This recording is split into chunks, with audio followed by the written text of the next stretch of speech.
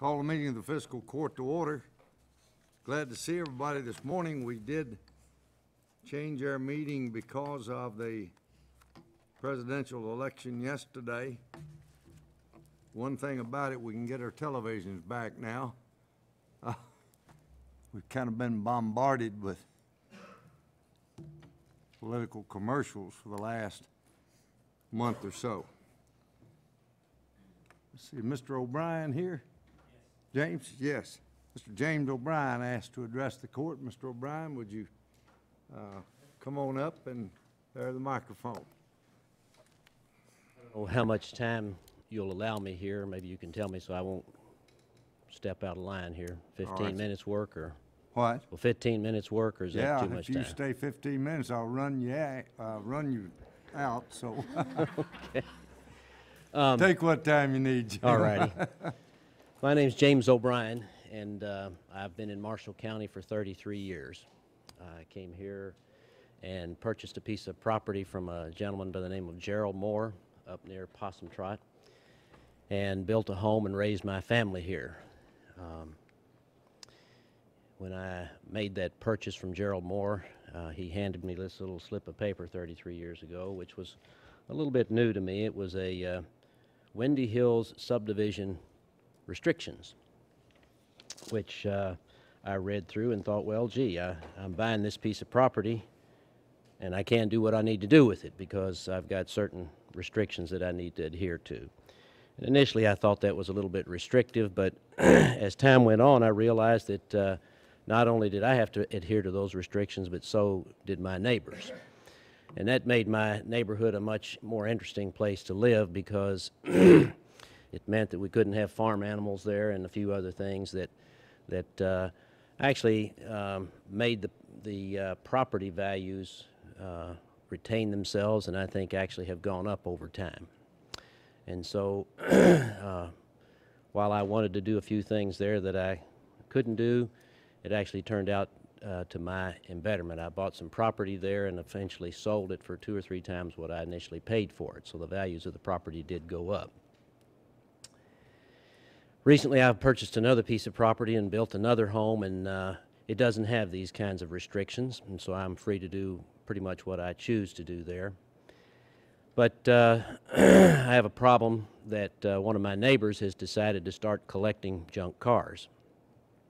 Started out with a few and now has upwards of 100 junk cars.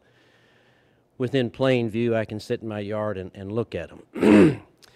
Initially, I thought, well, that's kind of unpleasant. That's going to eventually impact my value of my property and my neighbors as well, and noticed that there's an in-place ordinance to take care of that, and that's in the process of taking place. But what occurred to me, it was that perhaps this particular issue might manifest itself in other manners. A couple of doors down from me, my older house, which I'm trying to sell, is a home that has been kind of abandoned. It's filled with junk all over the place, and I guess a bank owns it, and I think it's a bank from California or whatever, and they really don't care too much about what my neighborhood looks like and the like. And so there's a lot of these kind of issues, I think, perhaps throughout the county that exist where maybe the neighborhoods are not what they would like to be, and the provisions perhaps are not in place to provide a vehicle for people such as your sheriff and county attorney to be able to make it so that as a community we can live with a certain set of standards. I noticed that across the state of Kentucky, other counties have what are referred to as land use ordinances. And it appears, and I haven't studied all 120 counties, but it looks like the larger counties have a pretty well,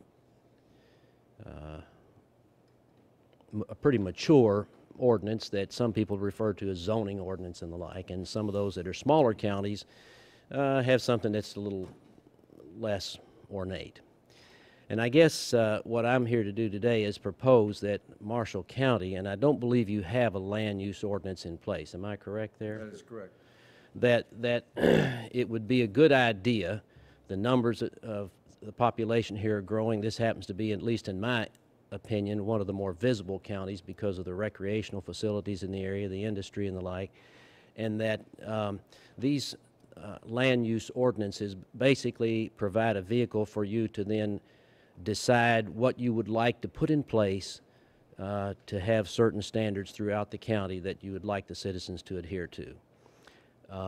My suggestion would be to take a look at what some of the other counties have done. They've got some already, drafted ordinances with nice websites, et cetera, for the community to go out there and see what's in place, and start with something simple, because this is the kind of thing that sometimes is not real palatable. People like to think when they buy their piece of property, they can do whatever they want to do with it. And I guess I can understand that. But by the same token, I feel like we have a responsibility as citizens to our fellow citizens to not do things that basically disturb the rights of our fellow citizens. If I decide to put up something offensive on my property, like buy a piece of property next to the high school and put up an adult bookstore or whatever, I don't think that that would be fair to everybody else, to their children and to the people in this community who would like to have a certain set of standards observed. And yet, I'm not sure there'd be any restriction in this county for me doing that. So, what I propose, you do have one on that. Okay, well, good. So, my suggestion is to consider putting in place a land use ordinance, even if it's just a template that you start with. It's a place where you can later on add things that become issues that you want to be able to address and resolve and have head off on the front end. And there are several already in place in the state of Kentucky. I believe the legislature empowers county governments to do this without having to have any kind of vote or anything of this nature. You can have your land use ordinance in place and then place into that in due time whatever kind of provisions you see fit. So that is my suggestion. I think I've got a personal issue that is being dealt with, but I see this as, I see other situations throughout the county that fit different categories that could be addressed by this. So thanks for your time. Any questions of Mr. O'Brien? Thank you, James. Lois, is Lois Rogalski? There she is in the back. Didn't see you. Miss Lois, come on up. Miss Lois Rogalski is the head of our ASAP program here in Marshall County and has been serving in that capacity for how many years, Lois? About 6.5 years now, Judge. 6.5 years. So, Lois, I'll yield the floor to you. Thank you, Judge. My name is Lois Rogalski, and I am the director for the Marshall County Agency for Substance Abuse Policy here in Marshall County. And I am here to request and to see if possibly the Fiscal Court could become my fiscal agent. I have my office here, right in the courthouse on the second floor, and my board chairman, Wendy Baxter, is in the office next to me. And very often we get together and we really can get a lot of things done for ASAP. It makes it hard when my fiscal agent is off premises, and it would not cost the county anything. I have a small grant. All monies come from that grant. All I would need is someone to oversee that grant and make out the checks. And I spoke with Emily previously, and I explained a few things to her and showed her what the grant entailed. And she told me that to come before the board and that she might be able to do it, or she would be able to do it if needed. And the school is serving in that capacity right now? right now the school is serving in that capacity, yes. And they have been I started out with the health department, and they were my fiscal agent. Then I went over to the school system, and I really feel like everything is going so well here at the courthouse.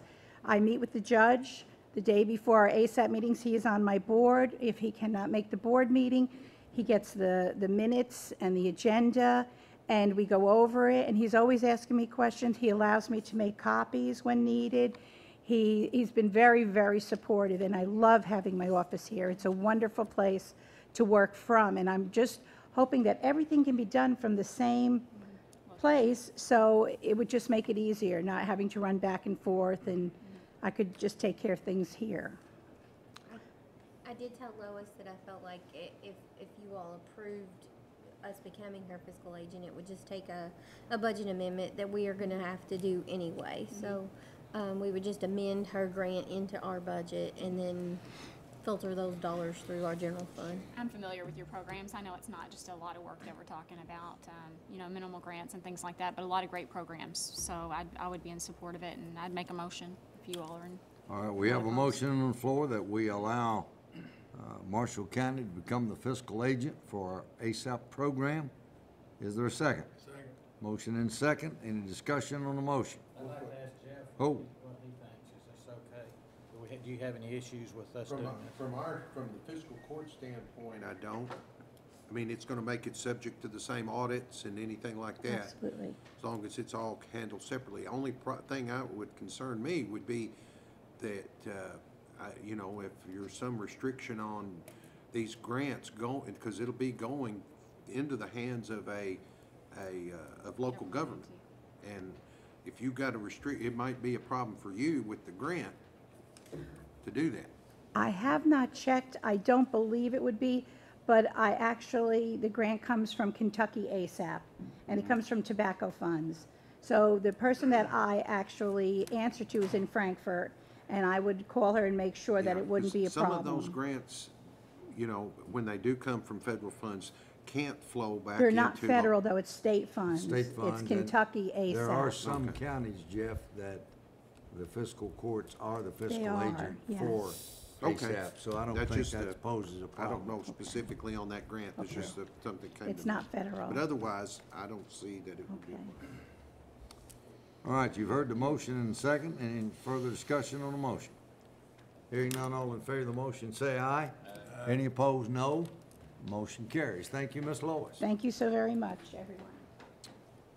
Next, Wendy Baxter. Wendy? Good morning. I have provided Judge with a memorandum of agreement that the state has asked that our building and electrical office do. They're trying to get some paperwork in order there in the state office in Frankfurt. So they want a contract for Larry Cat Spears on a yearly basis for the fiscal court to re-sign it every year so that he is a contract employee. And Larry signed it, and then if you'll sign it and the court will pass it, then we'll be good. All right, I'll quickly read the memorandum of agreement. Whereas KRS 198B 060 requires county government to either employ or contract with a state-certified electrical inspector. Whereas the Marshall County Fiscal Court desires to comply with KRS 198B-060, and whereas Larry Cat Spears, our inspector, is a state-certified electrical inspector. Now therefore, in consideration of the mutual and reciprocal obligations below, both parties do hereby agree as follows. That beginning on the 7th day of November 2012, for a period of 1 year thereafter, the county hereby contracts with an inspector to perform any and all electrical inspections on buildings and/or structures within Marshall County, Kentucky, as required by law. The county adopts the fee schedule, which is hereby made part of this memorandum of agreement. The fee structure does not change. It has been in effect for some years now. The state sets it. The inspector shall be deemed an independent contractor and shall not be deemed an employee of the county for any purpose. The memorandum of agreement is subject to renewal on an annual basis, with the fee schedules also subject to modification at renewal. This memorandum of agreement may be terminated by either party with or without cause by 30 days advance written notice. What's your pleasure?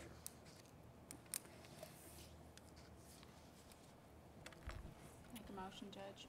I have a motion by Ms. Drew. Is there a second? Second. Second. Hold on. Second by Squire Anderson. Terry, you made that? Okay. The auditors made us change, Cat to an employee several years back. they told us he was not allowed to be at contract labor. We treated him as contract labor for several years, wrote him a 1099 instead of a W-2, and the auditors wrote us up about it. So if this is something Kat is willing to agree to, I mean, I'm not Well, opposed. this is from the state. We didn't. I'm not opposed to trying this. The state wanted a contract. Mel and I searched through records and couldn't find anything where he was an actual employee. So that's why we had Jason Darnold draw up the contract. So that's, you know, the way the state wants it done. The only question I had, Emily, we had discussed administrative costs associated with the completion of this.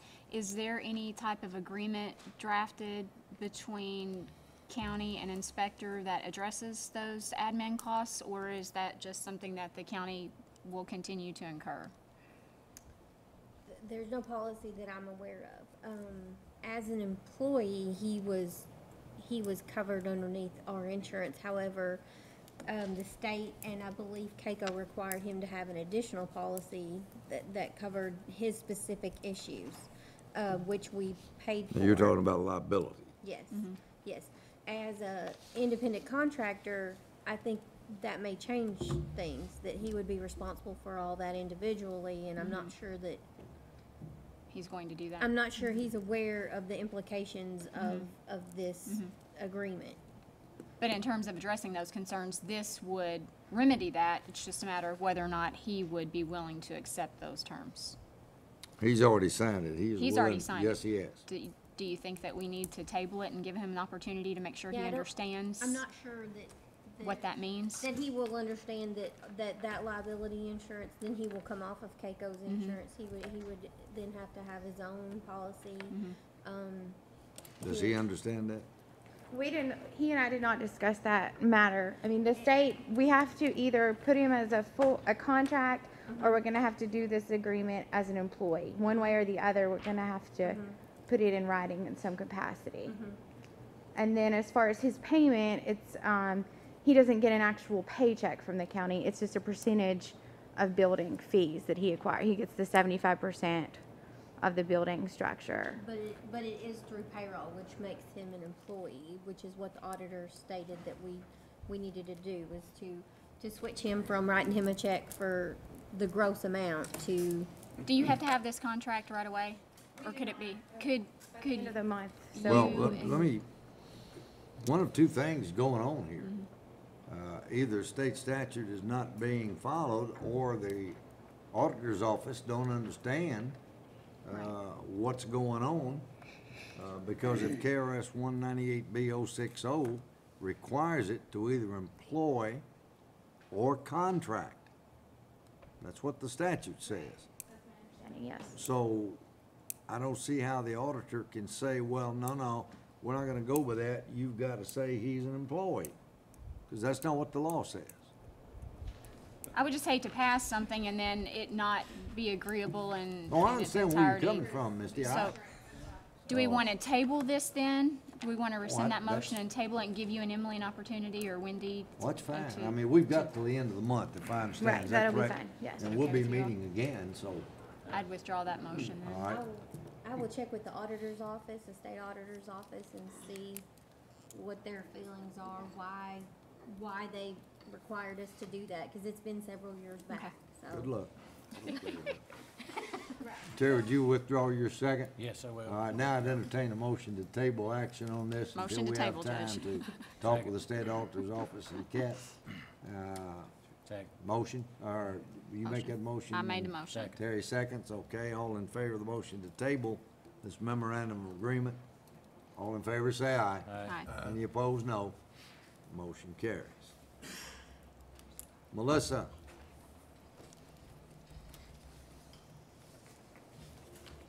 Good morning. Just wanted to make you all aware of something. It was brought to our attention, we have a tower site located at the road department, which serves the road department, the DES frequency, which serves the rescue squad, my office, and the amateur radio club, and 2 other entities. It was brought to our attention that due to the antennas that have been placed on the tower over the past few years, that it is now a bit top heavy. and a bit unstable. So it was recommended that we add some guy wires to the top and replace the lower wires because of their age and some stretching and some instability. So there is money within my budget to do that, but it is a $3,200 plus expense, so I wanted to make you aware of that. And also wanted to inquire if the court was interested in us pursuing a bit of cost recovery and maybe invoicing those other two entities an equal share in those costs, which would be about $653 per entity. Well, since they are using them, I don't think that's out of the question to ask them to cost share this with us. And it really needs to be done. It does need to be done, and I did take a little bit of an advanced step, and I went ahead and asked that those parts be ordered because I knew that was a process. It is something that we need to have done because we're putting our equipment at risk. That is a critical infrastructure component to our emergency communications, and we just can't have it that unstable. So that process is in works. The parts are being ordered, and we'll get that work done as soon as we can. Any questions? You heard the request. Do we have a motion to bill those other entities and cost share with us on these improvements that need to be made? I'll make that motion, Judge. Have a motion. Is there a second? Motion and second. Any discussion on the motion? Hearing none, all in favor of the motion say aye. Any opposed, no. Motion carries. Thank you. Anyone else to address the court this morning? Oh. Yes. Yeah. Oh, I can talk loud enough, that feeling. Okay. No, don't be sorry on camera like that. But I had my mule shot and killed on Black Powder Station. And before he was there, them men had no rejection of him being on there. And when their stop gets on lady, I had no rejection there. But the other guy shot him. He was not even on him. And I have been so good that other guy shot him. It's beyond me. But I think there was something like that. So your animal was shot by someone during the black powder season? Yes, You're talking about the black powder deer season. yeah. And he was on a neighbor's property that you had permission, didn't care for him being there. Okay. As it, you just asked him to be looked into? I'm gonna try to get looked into it, I don't know. Okay. All right, thank you. Correspondence from the Kentucky Association of Counties.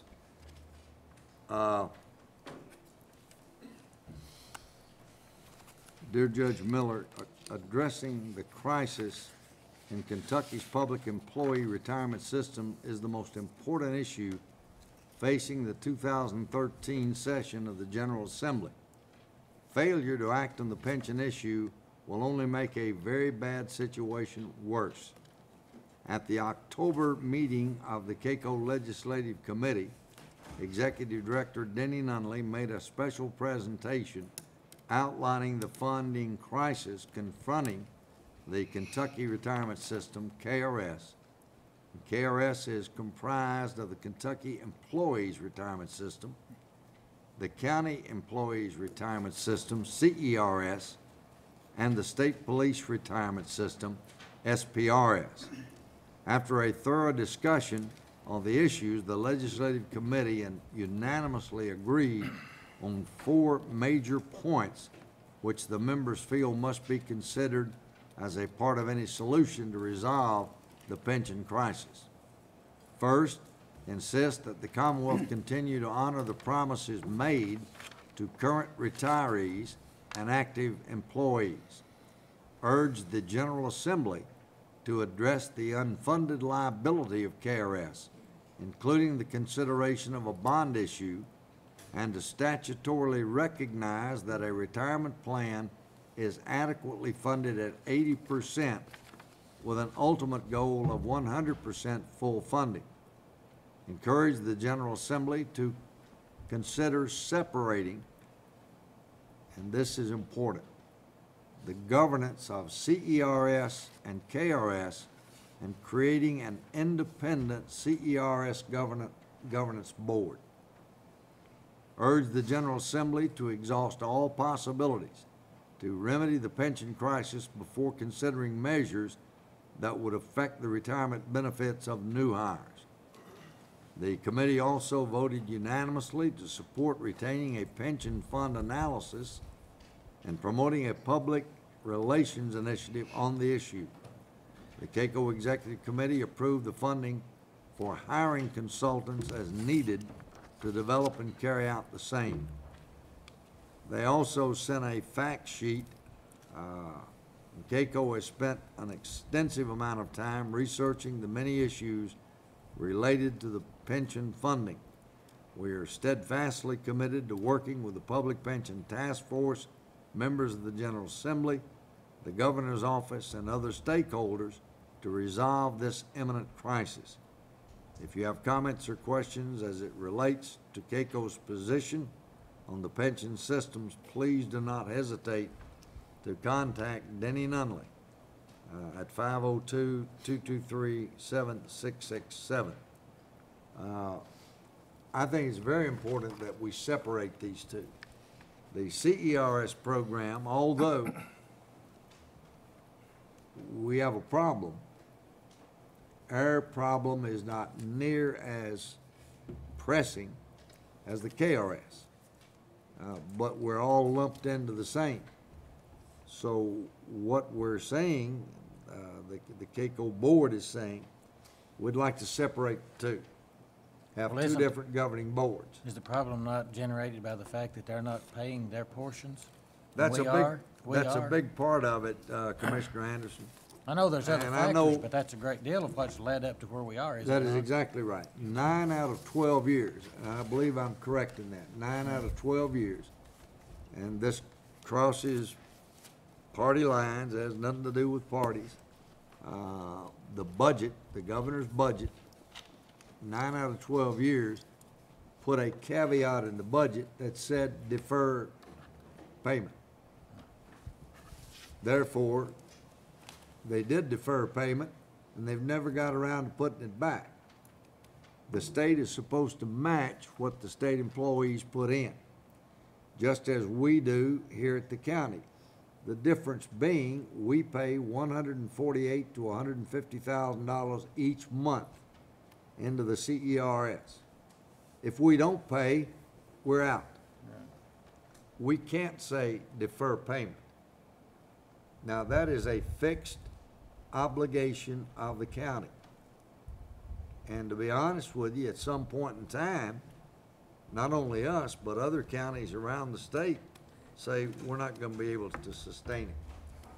At what point, and it's going to be going up again from what we understand, our retirement portion. Don't we pay a bigger percentage than KERS does anyway? I think so, Yeah, and so Sheriff, that's- I think so. That, in my opinion, that shouldn't be done that way. It That's should be why, the we- same. well, that's one of the reasons I think we need our separate board to deal strictly with counties. But we'll be watching this very closely during the General Assembly and urge our elected state representatives and senators to look at this very closely. I don't know, and Josh, I'm glad you're here.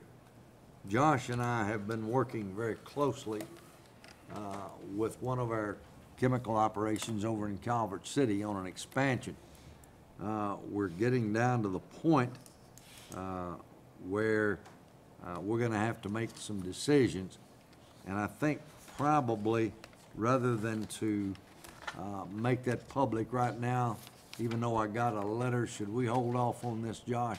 Actually, Judge, I think it's I think it's fine to talk about this. Okay. Because the company's wanting to get some assurance from the fiscal court on the prospect of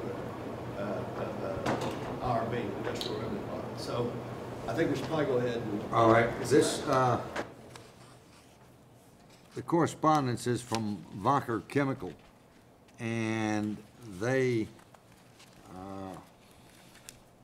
are requesting preliminary funding, and they want to order long lead equipment in November of this year to get the final installation and startup for 2014. And industrial revenue bond financing is necessary to obtain the necessary economic return to get approval of this investment. Wacker is respectfully requesting that Marshall County and Calvert City to adopt a resolution that will provide for a 30-year industrial revenue bond and a corresponding pilot agreement. This would just be our preliminary approval. We would have to come back with all the details and a complete resolution. What we're talking about is between $30 and $50 million investment that would create 15 new jobs. I'm talking about high-paying jobs at the Calvert facility. As I said, Josh and I, and along with Jamie Bundren and others, have been working with our plant manager, Mary Beth Hudson, for about 2 years on this project. And we're excited about it. Of course, anytime we can get an investment of that magnitude, it certainly benefits the county. So what I would ask today is that you give preliminary approval that we participate in this bond issue, industrial revenue bond, which we've done for other plants in Calvert City for this improvement. I'd make that motion, Judge. We have a motion. Is there a second? Second. Motion and second. All in favor of the motion say aye. Could I add one thing, Your Honor? Yes, sir. And when I got this letter, or when I got a copy of it, I met with counsel for the Calvert City, and since it's asking for a joint participation, in looking into it, it appears what the resolution that they're addressing is the initial resolution for a for the bond issuance, and when, in the past, that has always come with our package and from bond counsel. This, because any formal acts you take, I mean, you can vote to be in favor of it, but it'll take the formal some specific the specific ordinance to actually get this ball rolling. I don't think it would hurt to indicate that you're in favor of it, but without any details, you can't really commit to the, and that's what that's bond what we counsel. said. That's what we said. We were given preliminary approval, and then when we get to the details, yes, we will have to do a formal resolution. Yeah. And they will have bond counsel, yes. Hopefully. And in addition to the approval that you guys give them preliminarily speaking, I think what they're looking for is a letter saying we support this, pending the negotiations between bond counsel and fiscal court. I really think that's all. I think their definition of a resolution is maybe a little bit different than what we would consider at the Well, local. they start laying that on it, and, the law requires specific things, and I just don't, I want to understand that it still will take another vote for this court and to go through all this whole process. And their bond counsel will actually have to get all that organized to present. That wouldn't be on our. Yeah, and hopefully, I mean, this of course, this preliminary approval just shows our support, and of course, any capital investments they make just certainly makes not only the jobs, but it makes the company more viable for the future and other possible expansions. Yep. All right. I did get,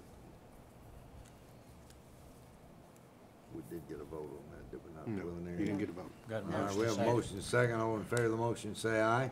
Aye. Any opposed, no. Motion carries. From the Justice and Public Safety Cabinet, dear Judge Miller, on October the 10th, Chris White, an investigator from the Department of Criminal Justice Training, conducted a compliance audit of the Marshall County Sheriff's Department. The purpose of the audit was to ensure that requirements to participate and receive funds from Kentucky Law Enforcement Foundation Program Fund, we call CLEP funding, were met, and that the department was in compliance with Peace Officer Professional Standards, POPs, is that correct? And Certified Court Security Officers. I'm pleased to inform you that the Marshall County Sheriff's Department is in compliance. All information received by this office indicates the CLEP pay supplements are being distributed in accordance with KRS 15310-15510, and that POPs and CCSO qualifications were in compliance pursuant to KRS 15380, 15382 and KRS 7280. Please extend our appreciation to Chief Deputy David Maddox for his work and cooperation during our visit. Should you or your staff have any questions, please let me know. Mark Cool, Investigator Manager. So everything, I guess they look at everything, and everything was in compliance. All statutory requirements are being met. That's because of Dave Maddox. He does an excellent job on that. They have to cross their Ts and dot their Is in this program, pretty much. So, all right, let's move into old business. You've each received the minutes of the October 23rd meeting of the Fiscal Court. Are there any corrections or additions to the minutes of the meeting? Hearing none, I entertain a motion to approve the minutes. Motion approved, Judge. I have a motion. Is there a second? Second. Any discussion? Hearing none, all in favor of the motion say aye. Aye. Any opposed, no. Motion carries. At our last meeting, we tabled a resolution in regard to the USEC workers. Did y'all all get a copy of the revised? Let me read you. We felt like the resolution was too long, and we're all in favor of trying to help any injured worker or workers that have been sick, gotten sick because of their exposure to certain things. This is a short version, so I'll just read it and see what you think. A resolution of the Marshall County Fiscal Court in support of Paducah gaseous diffusion plant workers who have applied for their medical benefits and compensation claims under the DOL. Whereas since World War II, hundreds of thousands of men and women have served their nation in building its nuclear defense that includes nuclear workers from Marshall County, Kentucky. In the course of their work, they overcame previously unimagined scientific and technical challenges. Thousands of these courageous Americans, however, paid a high price for their service, developing disabling or fatal illnesses as a result of exposure to barium, ionizing radiation, and other hazards unique to nuclear weapons production and testing. Too often, these were neither adequately protected from nor informed of the occupational hazard to which they were exposed. Whereas in the late 1990s, the nuclear workers' disclosures at the Paducah gaseous diffusion plant led to the adoption of the Energy Employees Occupational Illness Compensation Program Act, administered by the Department of Labor, that provides sick nuclear workers at the Paducah gaseous diffusion plant and across the nation with medical benefits and compensation for their illnesses incurred from exposure to radioactive contamination and toxic substances. Now therefore be it resolved of the Marshall County Fiscal Court that the Marshall County Fiscal Court encourages any Marshall County sick nuclear worker and family to contact the offices of our congressional delegation and request that their claims be given all due consideration under the EEOICPA statutes and regulations. Done the 7th day of November 2012. I think all of us agree if we have someone who is sick and have not received compensation, and I believe in talking with our congressional delegation, they will get attention. This is, goes without saying. We want our people taken care of. Do I hear a motion to approve the resolution? Make that motion, Judge. I have a motion by Commissioner Drew. Is there a second? Second. Second by Commissioner Gold. All in favor of the motion, say aye. Aye. Aye. Any opposed, no. Motion carries.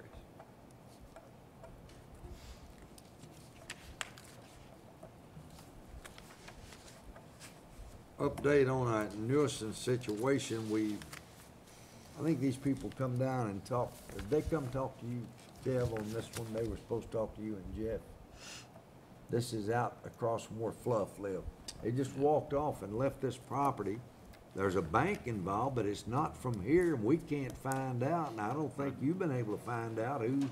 Well, not only that, is it gonna fit what our statute says? Cause it just looks like the grass has not been mowed and it didn't really. Well, it's got an old swimming pool there that's causing, I've sent Department of Health out there too, and there's the junk that's in there. I think from what they told me, and they said they were coming down, send them down and talk to y'all and bring those pictures. Yeah, I've got that. That could be Do you? but the I mean, other, that's- the reason I call it health department, that could be a health hazard with that pool there, mosquitoes or somebody falling into it. That was my question, is that gonna fit our statute, what our ordinance says? Cause there's been far, far worse than that. Oh, yeah, no question. The only thing concerned me was that swimming pool, Kevin. That's the Yeah. main thing. That's why I sent the health department out there. Mm-hmm. Not only mosquitoes, but a kid from the neighborhood falling in it or whatever. Can't I the mean, health technically- department say that that needs to be done? Well, they're looking into it. Okay. I've sent them out there. I just can't understand. It's a nice looking house. I mean, it's not a bad looking house at all. Oh, Can't imagine somebody Probably just in limbo. walking away, and the bank that has it, apparently is not, Technically, it probably would. I mean, the statute's pretty broad. yeah. I mean, It's been repossessed. But like I say, there's lots that are a lot worse than that. Jeff, I have a question. Our nuisance ordinance, we've pretty well not been able to do much with it just because of funding. So the way the city of Benton has created theirs, they don't incur any upfront costs because at the point that they actually have to incur costs, they're already able to collect that from the property owner through a fine system. Is that something that we could implement at a county level to where we don't have the upfront cost to try to abate these nuisances? Well, it's gonna be tougher because you don't have zoning. I mean, Okay. you don't have, we have had to, and they're just like the sheriff said, does that apply, does it not? I mean, with an ordinance like we've got, it's hard to put them in a category where it's easier in the city. And you already, you have those parameters already set. So, yes, but it's, like I say, it'll be tough to enforce. I think people are frustrated. I think They I can just- answer your question, is because me and Commissioner Anderson, when he was sheriff, had plenty of experience with this, because when it comes to invoking fines and stuff like that, it's gonna have to go through district court. And he's just not willing to help us out on that, because we've run into situations with that before. And one particular situation I'm referring to, it took 6 to 8 months, and then there was no decision made other than the property owner said, "You've got to clean the mess up. He's not allowed back on there anymore." that was decision made. Could we meet with our court officials? I mean, I feel like we know there's a problem and the community expects us to act on it, but we don't have the money to go out and clean up all the properties ahead of time and then try to seek reimbursement. We just don't have those funds.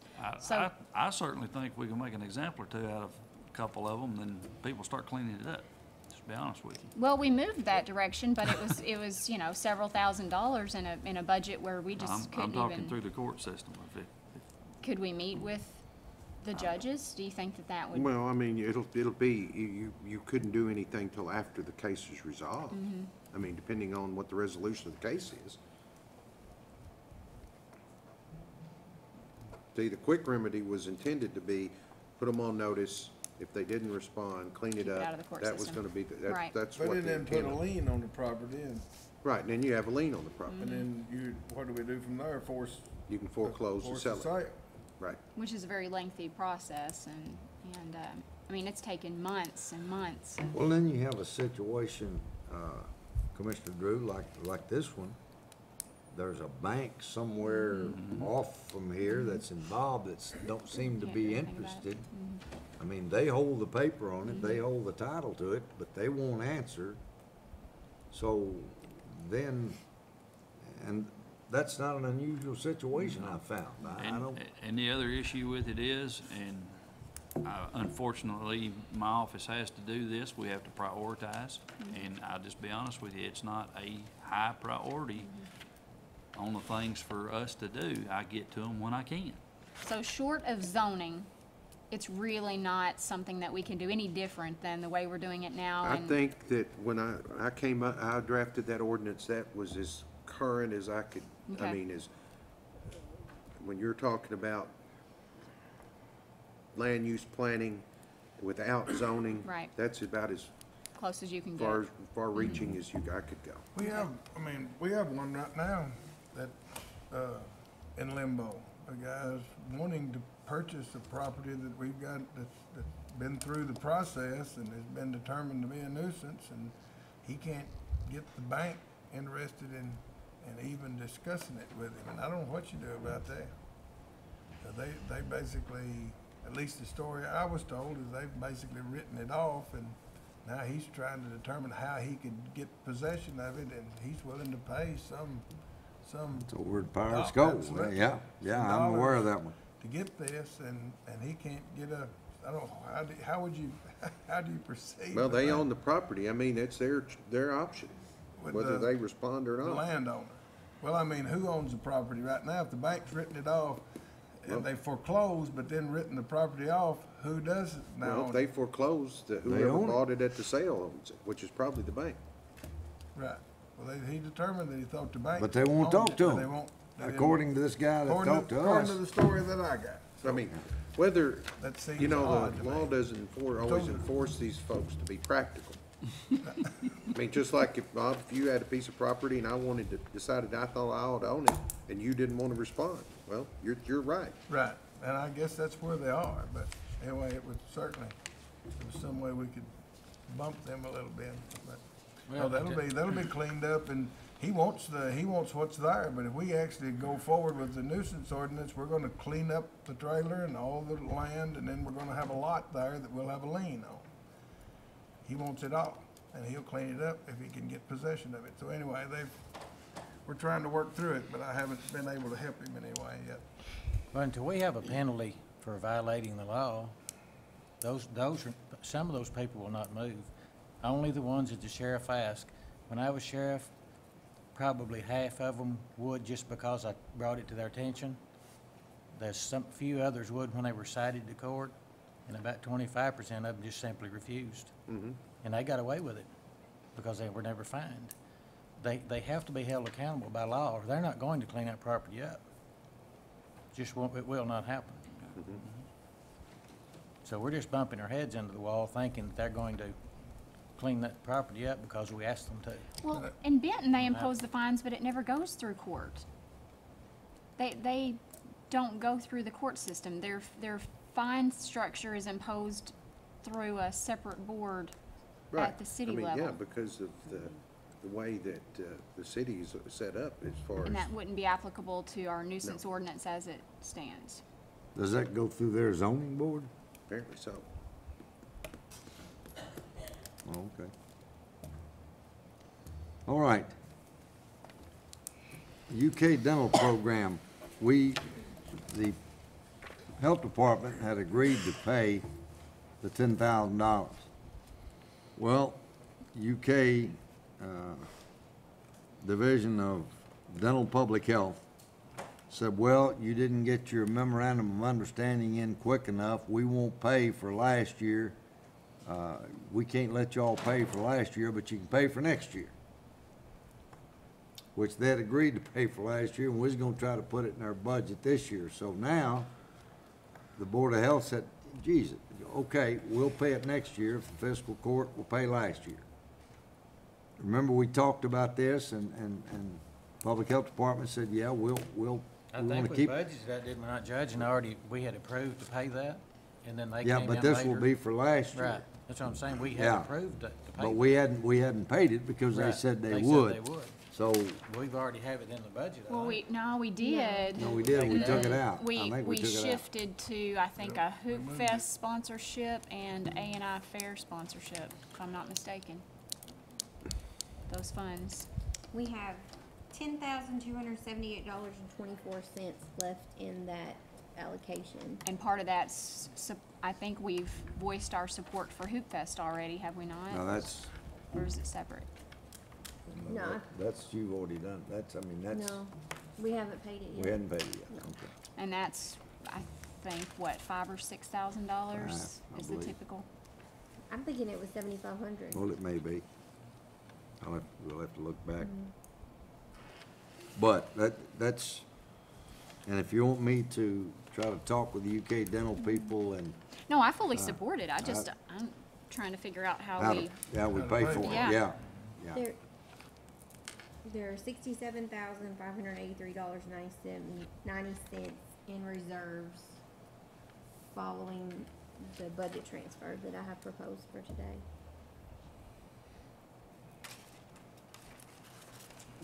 do we know if Well- Hoop Fest is counting on the 7,500 or? Yes, They're counting on that.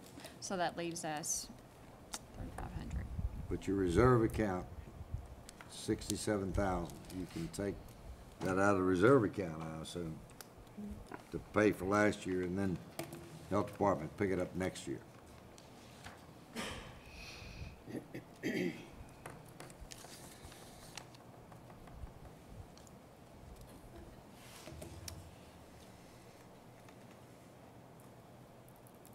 I mean, I think we all support the program, It's a great program. and, you know, they performed the service, so this is after the fact. Yeah, I don't not really understand. So we already owe it. Why it matters to them where I the money don't, Bob, comes that's from. beyond me. That's beyond Is me. that something we could get them to answer? Well, I can try. I can try to get, Rob Corbick, or Jenny, get Jenny into the next meeting, somebody. Keith. Be glad to. Did the court agree to pay for it, and then the health department? The health department said they would, Would, so, so we- they yeah, didn't we get the have memorandum of always understanding. paid. This program's been in existence for some time, and we've always paid it. And because of the budget crunch, we asked the Department of Health if they would pay it. Health Department, they said yes, the board said yes. Then because, it was so late in the year and didn't get a memorandum of understanding or a memorandum of agreement between the health department and I suppose we signed a memorandum of agreement years ago when we started this. I've slept since then, so I'm not sure, but it just seemed like, kinda silly. Who cares who pays it as long as it's paid? But if y'all want me to, I'll look into it further and report back at the next meeting. It's all I know to do, or have Jenny or somebody come. Worth asking. I don't know if Jenny will know, I mean, she's the dentist, but I don't know if she'll understand all Well, the I'd like to ins get, and outs of the financing. yeah, get somebody from UK Dental School to answer the question. I make a motion to table it, Judge. Do you have time to check into it? All right, you've heard the motion. Is there a second? Second. Motion and second. All in favor of the motion say aye. Aye. Any opposed, no. Motion carries. This is from July 1, 2011 through June 30th, 2012. All right, new business.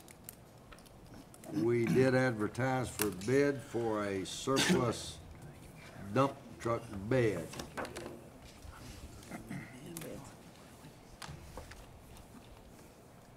Marshall County Fiscal Court will be accepting sealed bids on a Rogers dump body. The dump body includes a tailgate. It's 14 by 6 in length. It does not have a subframe. The item can be seen at the Marshall County Road Department Monday through Friday. All bids must be submitted to the Marshall County Judge Executive's office by 9 o'clock November the 7th. We have no bids, Mr. Russell. Does that mean we can just go sell it for scrap? I would assume, since we've done everything. That's, yeah, but I think that's right. Yep, since we got no bids on that, Rogers dump body, does that mean we can now sell it for scrap? Yep. All right, you heard your answer, Mr. Russell. I make a motion, Judge, to that effect, that Russell dispose. Have a of that. motion from Go scrap Squire and Anderson sale. that we allow our road superintendent, Russell York, to sell the dump bed as scrap surplus property. Is there a second? Second. Motion and second. All in favor of the motion, say aye. Aye. Any opposed, no. Motion carries. We also have a bid opening for a 3-ton pickup truck with service bed. Marshall County Fiscal Court will be accepting It's a big truck. bids on a current model 3/4 ton pickup truck and must include a service bed. All bids must be submitted to the Marshall County Judge Executive's office by 9 a.m., November the 7th. 2012 specifications can be picked up at the Marshall County Road Department Monday through Friday. For more information, contact Russell York at 270-527-3173. The Marshall County Fiscal Court reserves the right to reject any and all bids. We have several bids. Judge, for the record, that's a 3/4 ton, not a 3-ton. What? What did I say? I couldn't pass Oh, by. 3/4 ton, I'm sorry. You said a 3-ton truck. and I Oh, believe I'm it's a sorry. 3/4. 3/4 ton. Thank you. Terry. I've never seen one of those. Well, I don't think I have it.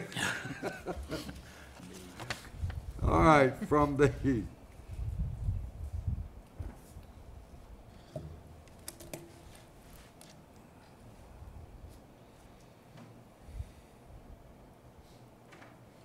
this is from Kinsey Parkway Chrysler. Delivery says 1 day Parkway keeps 8-foot truck bed. Is that the bed you got on the one now? What is this? We've got it's a 8-foot utility bed on our old one right now. Okay. Total price $38,143. $38,143.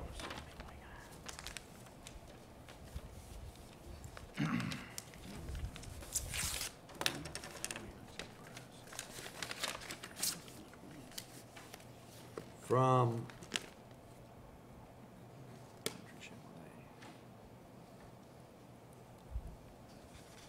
Country Chevrolet.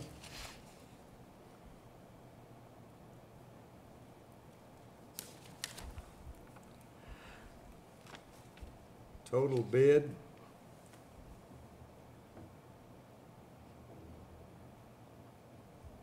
$29,455.11. $29,455.11.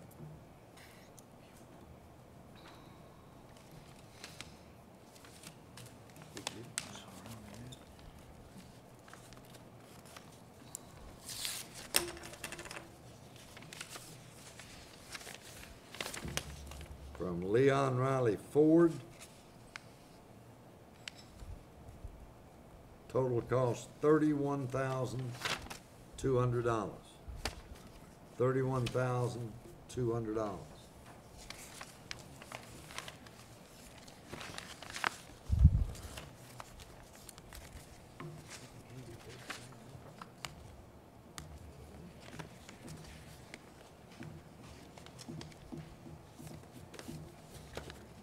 From Parker Ford in Murray.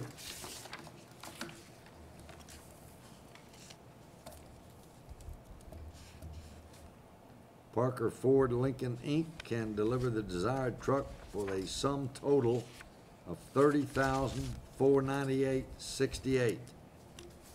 $30,498.68.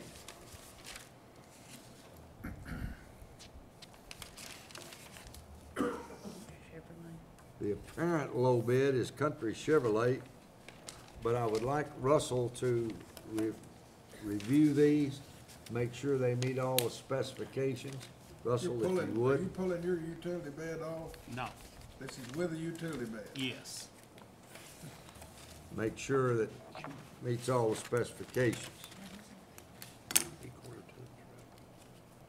While he's doing that, I got a letter from Rich Ornstein, attorney for the Kentucky Association of County Officials. Let me just read it to you. The 2012 General Assembly amended KRS 65870 to prohibit local governments from regulating firearms. This includes ordinances that may already be on the books prohibiting firearms from portions of county grounds. This amendment makes these ordinances null and void. In particular, the statute requires that you repeal any existing firearm ordinances within 6 months of this legislation's effective date, which is July 12, 2012. Therefore, by early to mid-January 2013, it is imperative that these ordinances be repealed.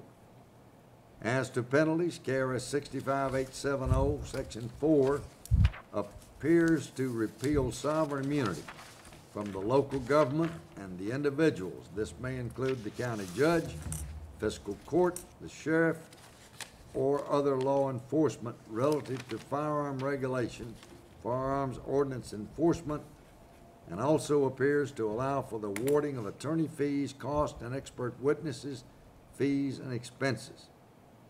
Finally, KRS 65870, Section 6, appears to attempt to make it a Class A or B misdemeanor if the ordinance is not repealed. Now, let me tell you what this means. Someone wants to walk in this fiscal courtroom with an AK-47, there's nothing I can do about it, or you can do about it, or the sheriff, or anybody else. It means they can go on county property. Now, I beg the question, what about the judicial building? You can't even carry a nail file into the judicial building. Oh, well, that's different. That's AOC. There's a specific exception in that statute For AOC. for the judicial building. Yeah. So, which means our county park, our county day use parks, county property, including Marshall County Fiscal Courtroom. And I don't know that we have any specific ordinances. We've just always assumed that you couldn't bring a bazooka into the fiscal court meeting. Now, I had a magistrate one time that thought we ought to be able to allow bazookas in the courthouse. I never agreed with him, but this could become problematic, people, because our park is filled every summer with young people playing ball, soccer, softball, baseball. I don't know if their moms and dads are in a fuss or what, there's so many things that could happen. It just appears,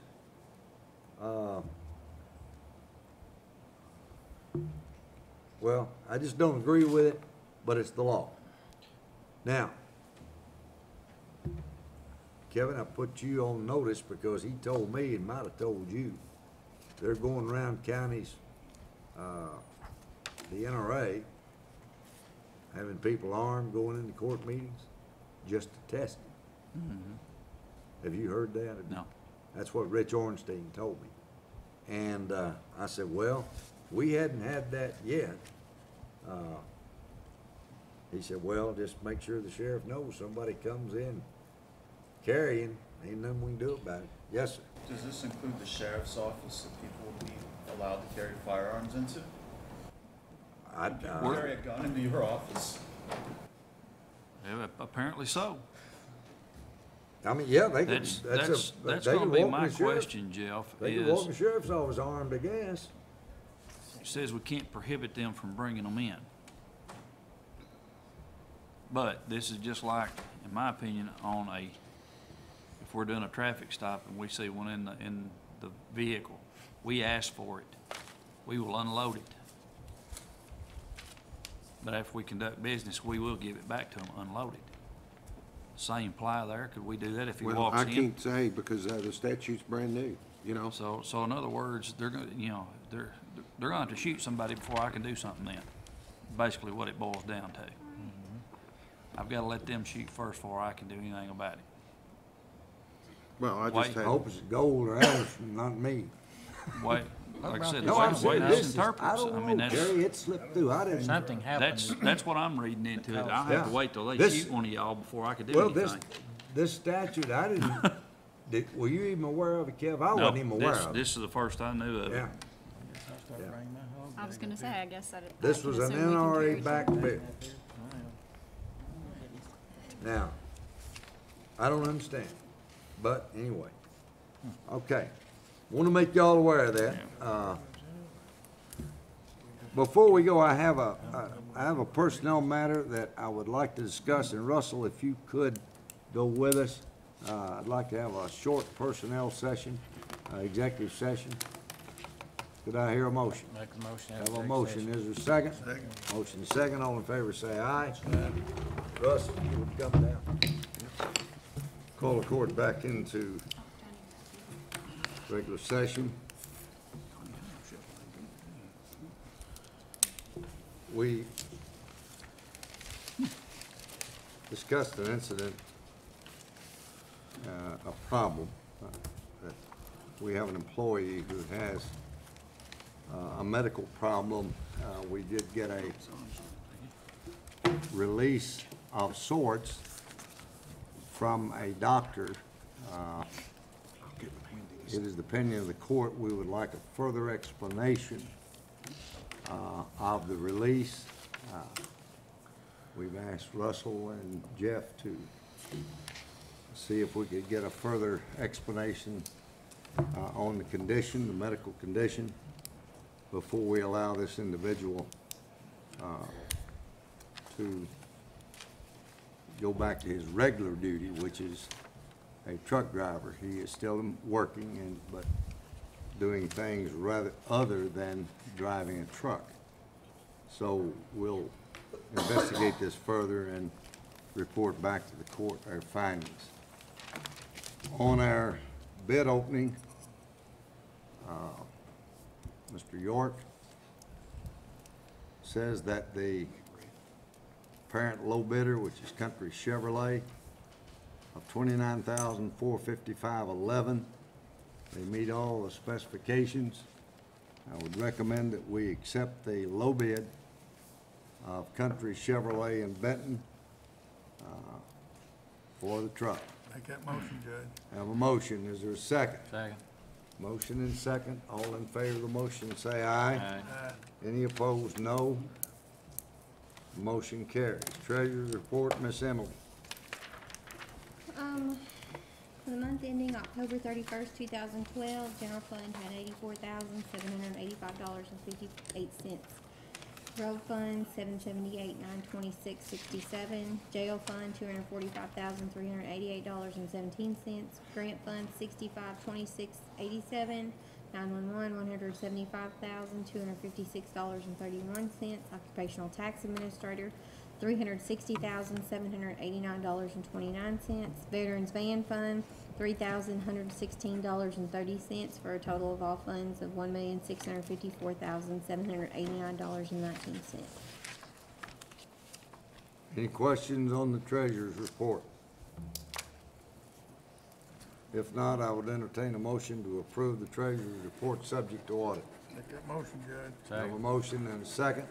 Any discussion on the motion? None. Being none, all in favor of the motion, say aye. Aye. Any opposed, no. Motion carries. Accounts receivable report. At this time, payroll fund is owed by the sheriff's office $568,794.11. Any questions? Appropriation transfers. I need a motion to approve the accounts receivable report. Motion approved. I have a motion. Is there a second? Second. Motion and second. All in favor, say aye. Aye. Any opposed, no. Motion carries. Budget appropriation transfers. All of these are at the request of each department, with the exception of workers' comp. I had under budgeted slightly on the workers' comp premium. We didn't have that exact number until later after the budget had been set, but it was able to be covered from where we had over budgeted slightly for county insurance. So I'm asking to shift some of those funds. The rest of them are at the department's requests to try to keep their budgets in line. The other line item is to cover the fiscal court filming. $4,500 I feel like should cover the year, depending on how many we have to have for budget workshops and things like that. So I'm asking to move that from reserves. And that would leave the reserve fund balance at $67,583.90.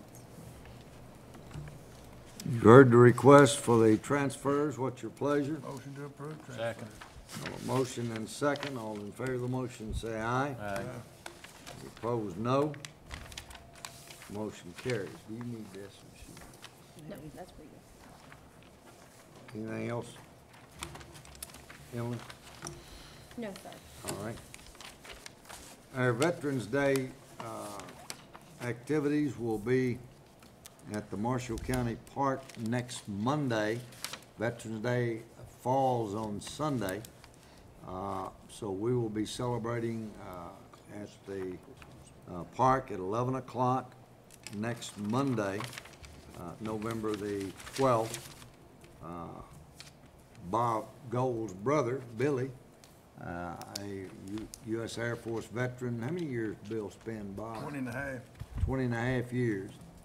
And the United States Air Force will be our speaker. We have the Marshall County Choral Group from Marshall County High School will be coming out to do some patriotic music. We have the Flag Corps from our Patriot Riders will be there. Our American Legion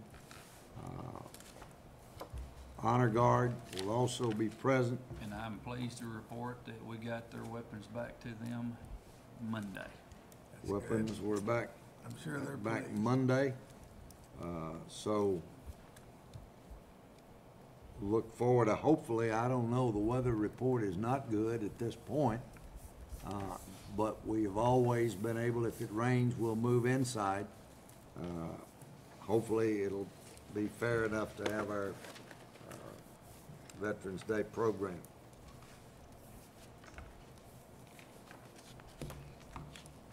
You've all had an opportunity to review the bills. Motion to approve the bills, Judge. I have a motion to approve the bills. Is there a second? Second. Motion and second. Any discussion? Hearing none, all in favor of the motion, say aye. Aye. Any opposed, no. Motion carries. Any other business come before the court? Judge, a while back, we'd started working on the admin policy. Is that something that we could possibly meet on to revisit, to look at? We had worked on that back in the beginning of the year.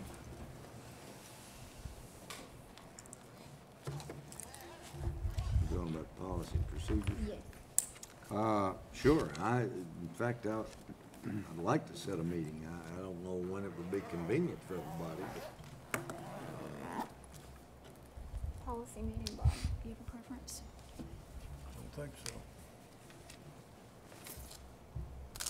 one of you suggested, our next court meeting will be the 20th. If we could do it that afternoon. Take a look at your schedules and see if, Whatever suits everyone's fine with me. Shouldn't be fine. That soon enough? that way, we'll be It here. gives us time to review what we've already gotten in place and. About 1 o'clock? About, yeah, 1:30, something like right after lunch. Okay. That'd be all right with everybody? Yeah. It's on the 20th of November? Yes. All right. What do we need to do about the warden position, Judge? Well, Yeah, okay. we're okay right now. If we do anything permanent, I think we need to talk about it between now and the next meeting. Well, I mean, we have a hiring freeze, so are you wanting to put somebody on? Well, yeah, temporarily. I'd like to, I have 2 people that have agreed to work.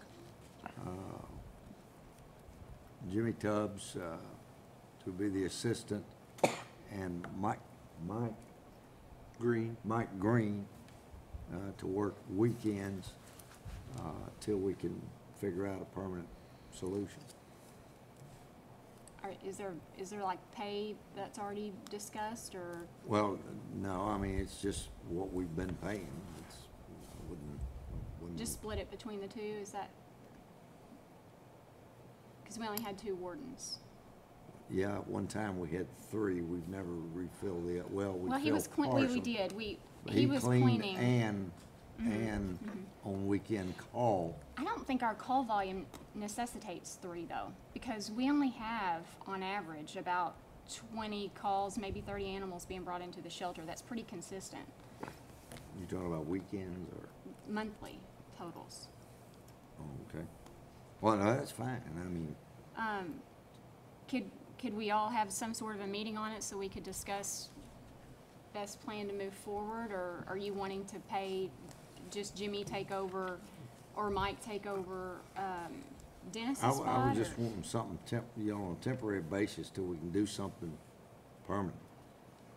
Temporary, like for 2 weeks, Well, or? month, whatever it takes for us to get together and talk about it. I'm just trying to be specific, because sometimes we do things temporarily, but it turns out permanent, and this is one of those things where we've got some really specific items that we're working toward with the animal shelter and in the warden system, and I would hate to start going down the same path we've kind of been going down without fixing the problem first, if that makes sense. Clear as mud. We need training for our wardens, and we need I feel like we've talked about this many times. We need a system that's consistent, and especially with the fact that we've recently implemented new fee schedules. We have a new ordinance that's on the books that hasn't been presented. Jeff drafted that ordinance back in April or May, and we've tabled it, and we've not gone back to it, and the people of this community have asked for it. And an integral part of that new ordinance is a warden system that's converted to animal control, that those particular officers will be able to carry out the duties that are described in that ordinance. And right now, they can't do that. And without a training system, appointing new people is not going to solve our problem. We need to fix the system, I think, before we go forward. And putting somebody in temporarily might be a patch, but I think we need to at least set a meeting so that we can fix the problem and it doesn't become another Band-Aid on yet another broken part of county government.